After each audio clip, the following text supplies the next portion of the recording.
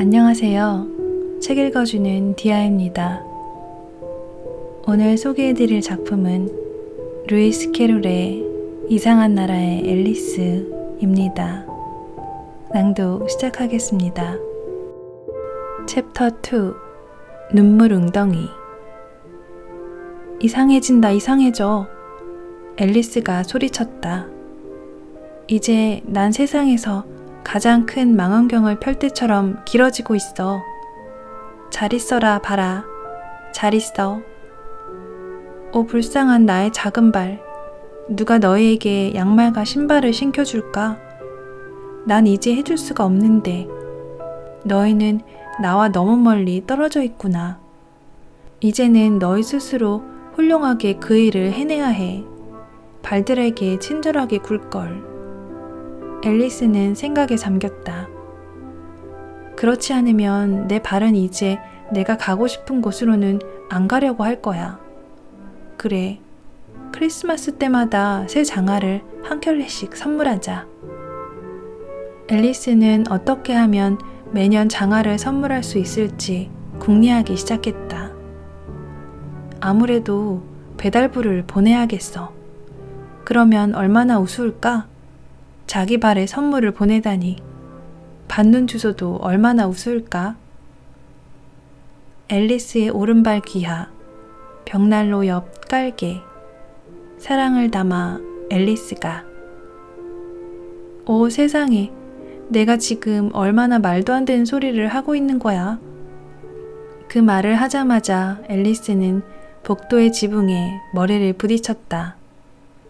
이제 키가 2m 70cm가 넘는 앨리스는 단번에 열쇠를 낚아채어 정원으로 향하는 문으로 달려갔다. 불쌍한 앨리스. 앨리스는 바닥에 옆으로 누워 한쪽 눈으로 정원을 내다보았지만 문을 나갈 수 있기는커녕 아까보다도 밖으로 나가기가 더 어려워졌다. 앨리스는 주저앉아 다시 울기 시작했다. 넌 정말 부끄러운 줄 알아야 해. 너처럼 다 큰 여자아이가 이렇게 울기나 하다니 당장 뚝 그치지 못해? 내 말 들어. 하지만 울음은 그쳐지지 않았고 얼마나 많은 눈물을 쏟았는지 주변에 10cm 깊이로 웅덩이가 생겨 복도를 반쯤 채웠다. 잠시 후 앨리스는 멀리서 들려오는 작은 발걸음 소리를 들었고 누가 오는지 보려고 얼른 눈물을 닦았다. 아까 본 하얀 토끼가 오고 있었다. 화려한 옷을 차려입은 토끼는 한 손에는 하얀 가죽 장갑 한 켤레를, 다른 한 손에는 커다란 부채를 들고 있었다. 토끼는 종종걸음으로 서둘러 다가오면서 중얼거렸다. 아, 공작부인, 내가 늦게 가면 무시무시하게 화를 내실 텐데. 너무 절망적이었던 앨리스는 누구에게라도 도움을 청할 준비가 되어 있었다. 그래서 토끼가 가까이 다가오자 머뭇거리며 말했다. 저 괜찮으시다면 선생님. 토끼는 깜짝 놀라 하얀 가죽 장갑과 부채를 떨어뜨리고는 있는 힘껏 빠르게 달려 어둠 속으로 사라져버렸다. 너무 더운 복도에 있던 앨리스는 부채와 가죽 장갑을 집어들고 연신 부채질을 해대며 중얼거렸다. 세상에, 오늘은 정말이지 이상하기만 해. 어제는 평소와 다름없었는데 말이야. 지난밤에 내가 변하기라도 한 걸까? 오늘 아침에 일어났을 때를 생각해보자. 어제와 똑같았었나? 아주 약간 다른 기분이 들었던 것도 같아. 하지만 내가 변했다면 그 다음 문제는 바로 지금의 나는 누구지? 와, 정말 대단한 수수께끼인데. 앨리스는 친구 가운데 동갑내기를 하나씩 떠올리며 그중 누군가로 변한 것은 아닌지 생각했다. 분명 에이다는 아니야. 에이다는 굉장히 긴 곱슬머리잖아. 내 머리는 전혀 곱슬머리가 아닌걸. 난 분명 메이블이 된 것도 아닐 거야. 나는 이렇게 아는 것이 많지만 메이블은 아는 것이 별로 없어. 게다가 메이블은 메이블이고 나는 나지. 세상에, 정말 복잡한 수수께끼야. 전부터 알고 있던 것을 지금도 알고 있는지 시험해보자. 어디 보자. 4 곱하기 5는 12. 그리고 4 곱하기 6은 13.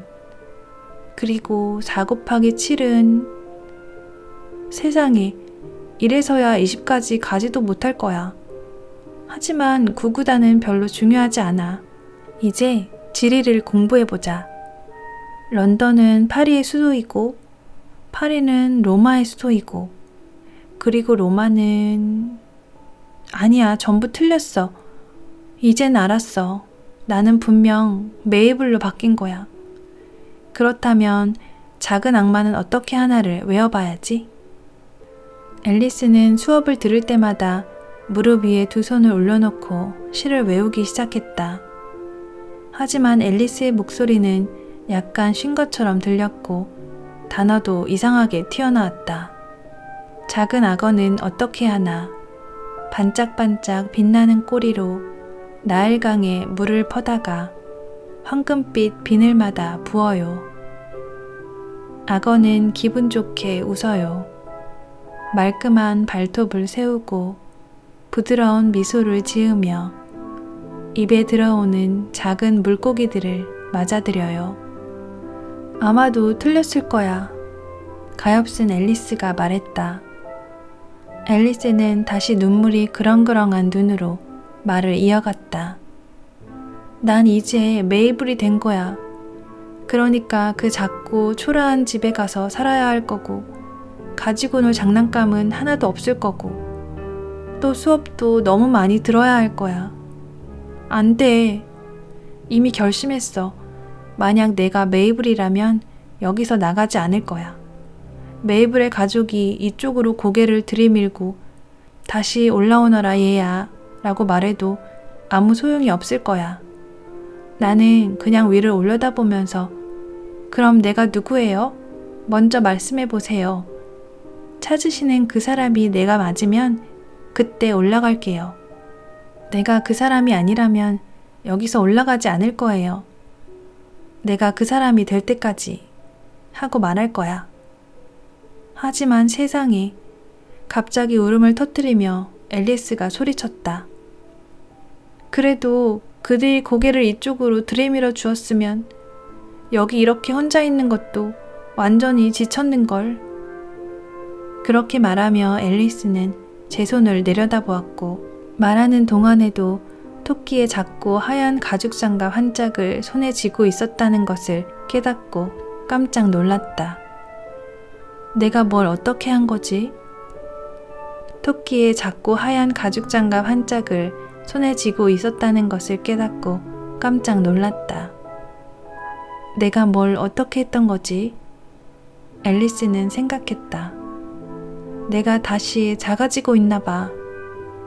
앨리스는 자리에서 일어나 탁자로 다가가 키를 재보았다. 이제 키는 60cm 정도 되는 것 같았고 계속해서 줄어들고 있다는 사실을 깨달았다. 앨리스는 곧 그 이유가 들고 있던 부채 때문이라는 것을 알아차렸고 완전히 사라져버릴 정도로 줄어들기 전에 서둘러 부채를 던져버렸다. 정말 큰일 날 뻔했지 뭐야. 갑자기 변해버릴 때는 꽤 겁을 먹었지만 이제는 완전히 사라지지 않았다는 것을 깨닫고는 매우 기뻤다. 이제 정원으로 가볼까? 앨리스는 있는 힘을 다해 작은 문으로 뛰어갔다. 하지만 저런, 작은 문은 다시 잠겨 있었고 조그만 황금 열쇠는 아까처럼 유리 탁자 위에 놓여 있었다. 더 나쁜 일만 일어나고 있네. 한 번도 이렇게까지 작아진 적은 없었는데 이제 나쁜 일은 그만 일어나기를. 충분하다고. 그 순간 앨리스는 그만 미끄러지고 말았다. 그리고 첨벙. 앨리스는 이제 뺨까지 소금물에 잠기고 말았다.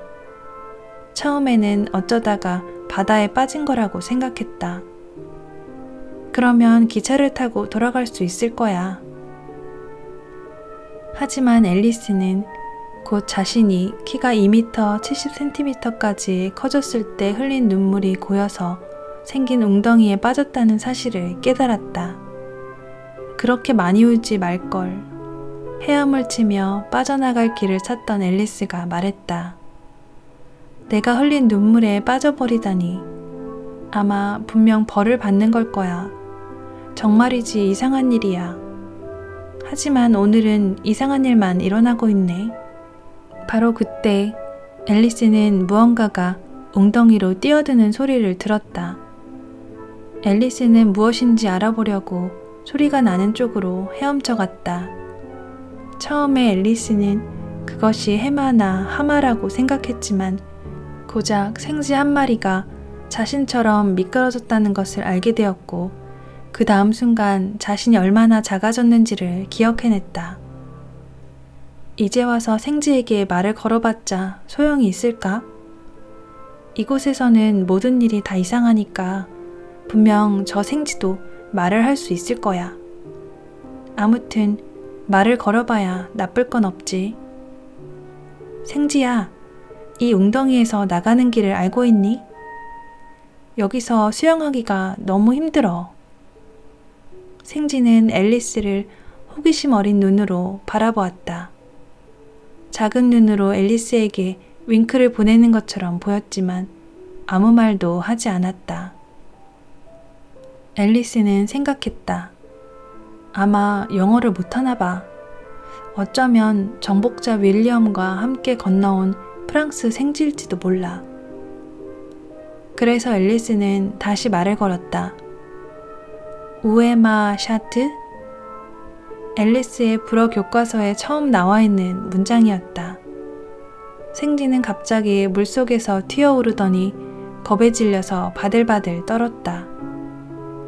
오, 정말 미안해. 가엾은 생쥐의 기분을 상하게 해서 미안했던 앨리스는 황급히 외쳤다. 네가 고양이를 좋아하지 않는다는 걸 깜빡 잊어버렸지 뭐야. 고양이를 좋아하지 않다니. 생쥐가 격앙되고 날카로운 목소리로 소리쳤다.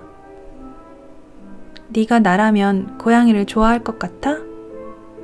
글쎄, 아마도 아니겠지. 앨리스가 달래듯 말했다. 그런 걸로 화내지 마. 내게 우리 고양이 다이나를 보여줄 수 있다면 좋을 텐데. 내 생각에 넌 다이나를 보기만 해도 고양이를 좋아하게 될 거야. 다이나는 정말이지 귀염둥이라니까. 앨리스는 웅덩이 안을 천천히 헤엄치며 혼잣말하듯 생쥐에게 말했다. 다이나는 난로가에 앉아 기분 좋게 가르릉거리며 아빠를 핥아 얼굴을 닦고는 해. 만지면 얼마나 부드러운지 몰라. 그리고 다이나는 생쥐를 잡는 명수이기도 해. 미안해. 앨리스는 다시 한번 외쳤다. 생쥐는 아예 온몸에 털을 곤두세우고 있었다. 앨리스는 자신이 너무나 공격적이었다고 생각했다. 네가 싫으면 다이나 이야기는 더 하지 말자. 그 이야기는 그만해. 꼬리 끝까지 벌벌 떨고 있던 생쥐가 소리쳤다. 내가 그 주제를 입에 올리고 싶어 할 것 같아? 우리 가족은 항상 고양이를 싫어했어. 거칠고 야비하고 비겁한 것들. 그 이름 다시는 듣고 싶지 않아. 나도 그만하려고 했어. 앨리스는 대화의 주제를 바꾸려고 허둥거리며 말했다. 그러면 개에게는 호감이 있니? 생쥐가 대답하지 않자 앨리스는 억지로 말을 이었다. 우리 집 근처에 작고 예쁜 개가 한 마리 사는데 내게도 보여주고 싶어. 작고 똘망똘망한 눈을 한 테리어 종이야. 너도 알지? 그래, 길고 곱슬곱슬한 갈색 털을 지닌 개야. 물건을 던지면 물어오기도 하고 앉아서 밥을 달라고도 하고 다 기억할 수 없을 정도로 재주가 많아. 주인 아저씨는 농부인데 100파운드도 넘는 가치가 있는 개래. 그 아저씨가 그러는데 생쥐라는 생쥐는 그 개가 전부 죽인다고. 오 세상에. 앨리스는 애초롭게 소리쳤다. 너를 또 겁주고 말았네. 이제 생지는 온 힘을 다해 첨벙거리며 앨리스로부터 멀리 헤엄쳐가고 있었다. 앨리스는 부드럽게 생지를 불렀다. 생지야, 내게 다시 돌아오렴. 이제 네가 좋아하지 않는다면 괜나 고양이 이야기는 하지 않을게. 이 말을 들은 생지는 한 바퀴 돌아 앨리스에게로 천천히 헤엄쳐 왔다. 생지의 얼굴은 너무나 창백했다.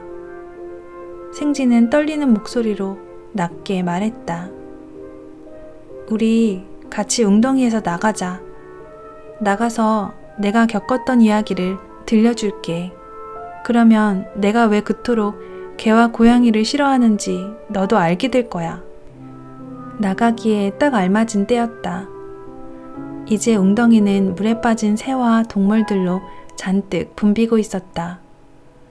오리도 있었고, 도도새도 있었고, 앵무새도 있었고, 새끼 독수리도 있었고, 그 외에도 신기한 동물들이 제법 보였다. 앨리스가 앞장서서 헤엄을 쳤고, 다른 동물들은 앨리스를 따라 모두 웅덩이 밖으로 나왔다.